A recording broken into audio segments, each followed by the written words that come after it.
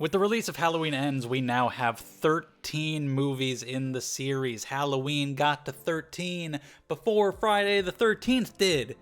Damn legal battles. But now it is time to rank them from worst to best. Welcome to Box of Chocolates, where you never know what you're gonna get. I have reviewed every single Halloween movie. They're all in a playlist. If you want to check those out for my in-depth thoughts, I would really appreciate that. This is gonna be my quick thoughts, spoiler-free, no worries if you haven't seen Halloween Ends yet, ranking them from my personal least favorite to my favorite. All opinion, of course. There's 13 movies here. There are so many combinations to order them in, and it goes in wildly different directions. There's a cult for a while. There's some magic Stonehenge rocks. Rob Zombie hops in there at one point. Some weird shit happens. So people are gonna like and dislike different things from different Halloween movies, and that's all fine. It's all opinion. Leave your list down in the comments below, because it'll definitely be different from mine. Which ones do you like the best? Which ones do you hate the most? And why? We can get some good conversation out of it, but this is gonna be my list. And honestly, my bottom two are practically tied for last place. I hate them both, but if I had to pick one for number 13, here you go.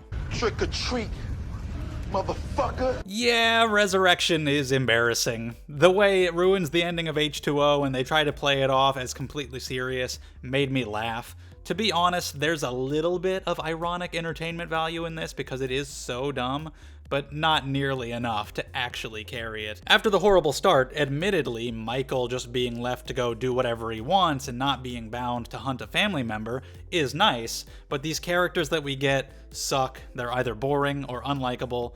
Michael gets beaten up by Busta Rhymes, and I don't understand what was happening there. I don't understand why Busta Rhymes got the spotlight in this. For some reason, somehow, the Myers house is like big enough to get fucking lost in. I don't understand what's happening there. The whole thing is just really dumb. It's really silly. But my number 12 is one that I hate on pretty much an equal level. It's kind of whichever one I watched the most recently. I'll watch one and be like, oh, that one's the worst. Then I'll watch the next one and be like, oh, that one's the worst. So here's my number 12. All clear. Nothing above, nothing below. Halloween 5, The Revenge of Michael Myers.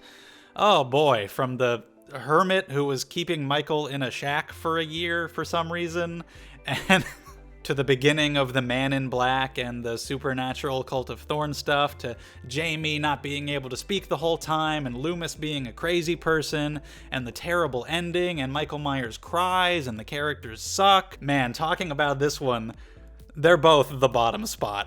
I hate them both, but at least this one fits as the middle of a trilogy, when the two on either side of it I do like a little bit more. Whereas Resurrection is just this weird standalone thing that didn't have to exist at all, that ruins H2O. This does ruin the ending of Halloween 4, but still. Those are the two in this franchise that I think are just completely awful.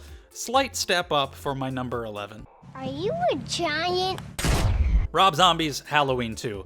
This movie's gotten a lot of fans over the years, a lot of people who appreciate the unique direction, and I do respect that Rob took it in his own direction. Remake a classic, and then in your own sequel, explore the trauma that is going to come from experiencing a story like that. And he goes all in on exploring that trauma to the point where it's way overdone for me. I just find it way too obnoxious and in your face, especially with all of the screaming. I respect some of the ideas being different, but they don't all come together for me. Hobo Michael, especially the white horse bullshit. I just can't get into any of that at all.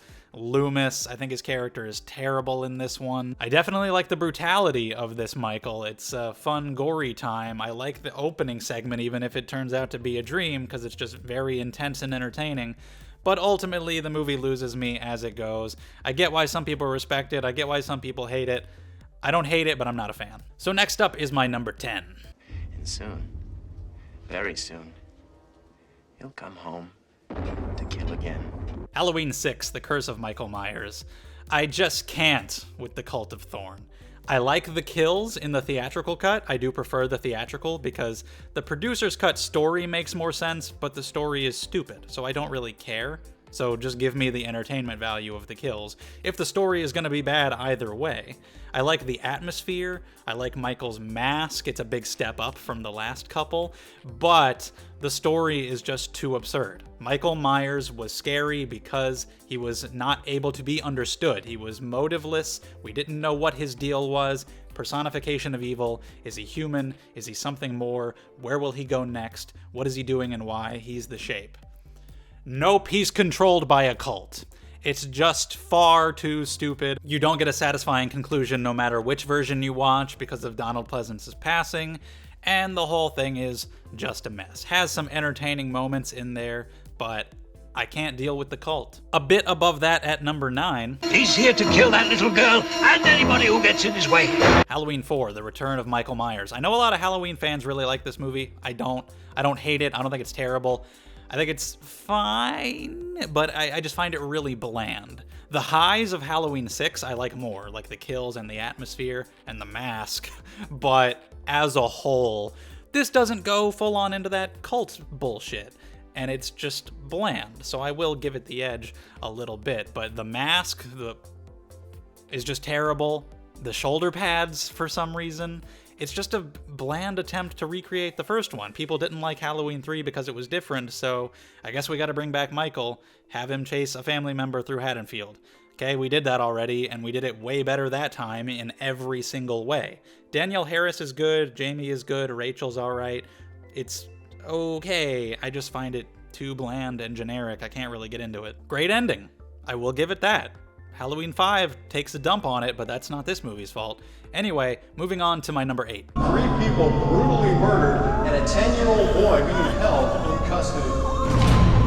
Rob Zombie's Halloween. Again, not a movie that I like. If I'm gonna watch Halloween, I'm gonna watch the original. If I want a brutal Michael, there are other movies that have that I enjoy more than this.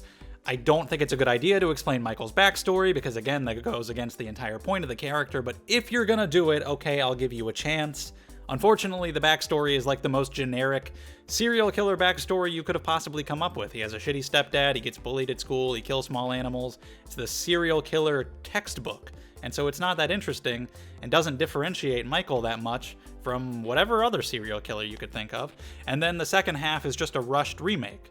And I like the different style that Rob Zombie brings. It's more close-up and handheld and visceral and brutal, and it looks a lot different, and I respect that. It's very well made, and I like some of the ideas that this explores, like with young Michael, putting on the mask to like disassociate himself, and maybe not even being aware of what he did, and it's kind of ambiguous. Some of the scenes with Loomis are really good. There's some good ideas in there, and ultimately it's okay, but still not one that I would go back to, because it's not what I'm looking for from Michael. Now moving on to number 7, this next section of movies are the ones that I definitely would rewatch. Would I binge the entire series again just for the sake of it? Maybe. But if I'm just watching them for entertainment value, my top 7 are the ones that I'm gonna go to. So here's number 7. I've been trick-or-treated to death tonight.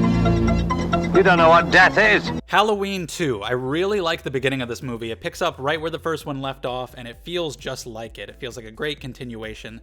Things slow down when you get to the hospital, because they just kind of have a bunch of random fodder characters there, just to up the body count. Laurie is sidelined the entire time, and the sibling twist is terrible. It makes the first movie worse if you consider it when watching that one. It makes this movie worse, and it makes years and years and years of sequels worse until we finally got rid of it in 2018. John Carpenter came up with it because he had to come up with something, and he was drunk, so siblings, I guess. But it completely goes against what made Michael scary, and it's pretty absurd. So it's a mixed bag. I ultimately think it's in the middle. It's fine, but there is another movie that comes after this one that you haven't seen on this list yet, so obviously I like it more, that gives this one a little bit more value, that makes me okay to rewatch it, because I do think it's fine. But next up is my number 6. Happy, happy Halloween, Halloween, Halloween, happy, happy Halloween, Silver Shamrock. Halloween 3, Season of the Witch, the movie that freaked a lot of people out because what the fuck is this? Where is Michael Myers? What are we talking about Stonehenge? What are these masks? The first time I watched this movie, I actually didn't like it because I thought the characters were just very uninteresting. On a rewatch, I still think that, The main guy has very little interesting motivation. He just kind of wants to bang this girl, and their romance is really forced, and the villain wants to kill all the kids, and I genuinely don't really know why. But on my rewatch, going in knowing that, I was able to kind of put that aside a little bit and appreciate just how weird it was, because it is. Especially in the context of this slasher franchise. This is the wacky one, where there's robots and laser beams, and kids' heads are getting turned into bugs, and it's bizarre. And so it has its issues, but I do appreciate it just for how weird it is. There is a lot of entertainment value to be had. If you don't like it because it's too weird, or you don't like it because of the characters, understandable, but I think it's worth giving a chance. A lot of people haven't. People skip it because it's not a Michael Myers one. It's worth giving a chance to see where you fall. It has its issues, but on my recent rewatch, I found it more entertaining than I thought I would, so I ultimately ended up recommending it. Now, moving on to my top 5. Look, I know today is the day, but I think... Oh, really? What day is that, John? Halloween. Halloween H2O is the one that I watched the most as a kid. I had it on VHS and rewatched it all the time. I watched Resurrection a lot too, but you can't blame me. I was a young kid. I was an idiot. But I still watched H2O more. That was my favorite as a kid, and so there's a lot of nostalgia there. Growing up, it has its problems. It's not scary at all. There's a jump scare every 2 seconds of somebody coming up behind someone and grabbing their shoulder, and it's terrible. Michael's not in it enough. The portrayal of Michael isn't that great, but I like the different setting, and what really sells me on it is the portrayal of Laurie Strode and the return of Jamie Lee Curtis, and how she has been dealing with this trauma from Michael and been running all these years, and her relationships with her son and everybody around her have suffered because of that, and she finally has to stand up to him and face him in this badass ending. I still really get a lot of enjoyment out of it. It's a very quick movie. It gets in, gets its job done. It has its issues, but I still find it very entertaining because the character of Laurie is explored in a much more interesting way than she ever was before, and I think the ending kicks ass, so I still have a lot of fun with it. So obviously my top 4 are the original and the new trilogy because I am a #fake fan. Probably. I don't know. Whatever. Before Halloween Ends came out, I honestly wasn't sure how this ranking was going to go, because if Halloween Ends was amazing or terrible, that might affect how I view 2018 and Kills. Obviously, you haven't seen Halloween Ends on this list yet. I liked it, and that kind of gave me more appreciation for 2018 and Kills, which is why I decided to put them all above H2O. Even though I do get a lot of entertainment out of that movie, if I wanted to watch a Halloween timeline, this is the one where I get some level of enjoyment out of every single entry. So, top 4, here's number 4. Halloween Kills has some of the highest highs in terms of Michael Myers. The biggest thing I love about this new trilogy is the fact that they got rid of the sibling twist. After so long, we finally have Michael back to the way that he should, just wandering around, killing whoever he comes across. Laurie has this false sense of importance, which is kind of annoying in Halloween Kills, and everybody else is annoying because the dialogue is terrible and everyone in Haddonfield are just idiots. This movie has major issues. I talk about it in my review. But there's so many kills, and Michael is so badass. The shot of him coming out of the fiery house is so cool. Just watching Michael be Michael gives me such entertainment value that I enjoy watching it. When we cut over to the hospital scene and all these other people, I'm like, okay, can we go back to Michael? I appreciate what they're trying to get at with these themes of mob mentality and paranoia, and how Michael is infecting the town with not just his physical presence, but how he's affecting their minds. That's a cool idea. I don't think it's executed in the best way, and it has major issues, but I just find it very entertaining. It's called Kills, and you get that, and I have fun with it. So, moving on to number 3. So I can kill him. Halloween 2018. It's got some comedy that's really ill-placed. The fucking banh mi sandwiches, which they do kind of reference again in Halloween Ends a little bit really quickly. Subplots and side characters that feel like they're just there to get the plot to where it needs to be and don't really feel like fully fleshed out characters on their own. But again, this brought it back to basics. It's very simple, but it's the return to form that the franchise needed at the time. No longer siblings, Michael has escaped, Laurie has been waiting for him all this time. I think it's a little bit extreme how traumatized she is after 40 years, after just that one night I like the way they handle the trauma in H2O a little bit more. I think it's a little bit more subtle, but I still like it. I like her portrayal. The tracking shot following Michael from house to house, him just prowling the streets of Haddonfield, the showdown by them at the end. It has its issues, but I do enjoy it quite a bit. And now we're moving on to number 2. I wonder how many people have gotten mad so far at this list. You shouldn't. It's just an opinion about fictional movies, you know. But here's number 2. Yeah, Halloween Ends. Some people will put this literally at the bottom. They will say it is the absolute worst of the franchise. I understand the hate that people have for this movie, because it goes in a wildly different, unexpected direction, does some unique things with Michael and with the story, and I understand that not working for some people.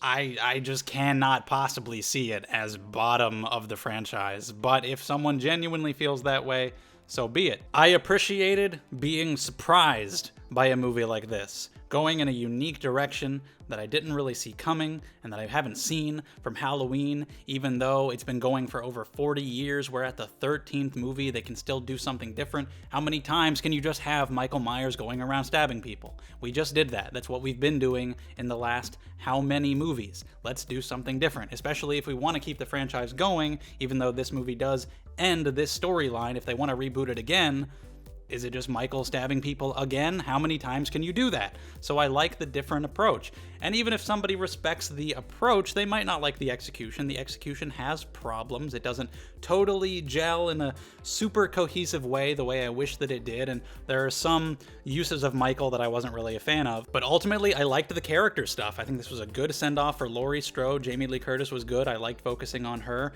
I liked the new character of Corey. I thought it was an interesting struggle, showing us all of the things that these people in Haddonfield were dealing with as a result of Michael Myers and how they were trying to recover, and the ideas that were being explored there I thought were very interesting, and I found the conclusion very satisfying. And maybe I'm riding a little high because I just saw it last night, but I came home from the theater and spent that night just thinking about it.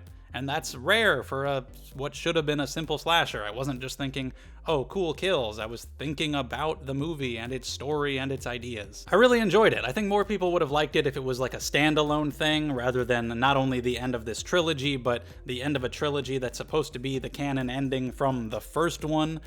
But I do think it has enough of a thematic through line with 18 and kills to function well as an end of that trilogy. Even if it's bizarre, I really respect them going in a risky direction that worked for me. But as with most people, it's pretty predictable. Here's my number 1.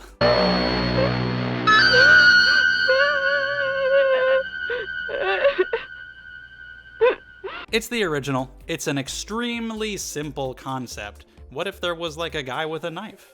But it's just done so well because of the character of Michael Myers, because of the music, which is just great throughout most of these. It's one of the best scores ever, horror or otherwise, and because of John Carpenter's direction.